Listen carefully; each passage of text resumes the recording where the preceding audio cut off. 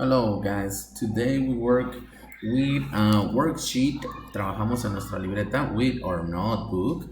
So aquí van los ejercicios que hicimos el día de hoy, okay? Pay attention. Number one is read and check the correct sentence, okay? We have 1, 2, 3, 4, 5, and 6 sentences, okay? Two and each number 1, 2, and 3, A, B. Ok, vamos a decidir cuál de las dos está correcta en cada número. The snake can climb quickly, but it can't run. The snake can run quickly, but it can't climb. ¿Cuál será la correcta? The snail can swim quickly, but it can't climb. The snail can climb slowly, but it can't run. ¿Cuál será la correcta? Así en cada caso hay que escribirlas en la libreta. Remember, put the date on it. Today is Tuesday, 17th of May 2022.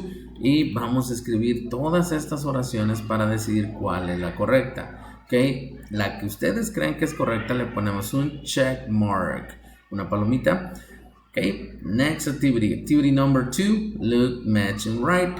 Bueno, me van a dibujar primero los animalitos. First, you have to draw these animals. Le van a poner su nombre a cada uno de ellos. Aquí están arriba, okay.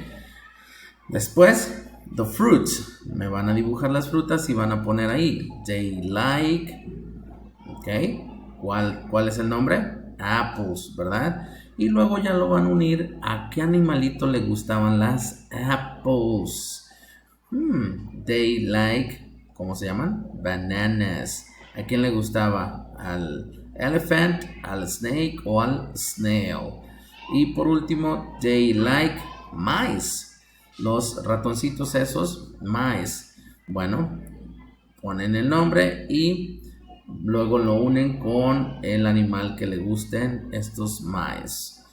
Bien, esa fue la actividad que estuvimos haciendo el día de hoy. Nos vemos el día de mañana, tomorrow, Wednesday. See you later, guys. Have a great day.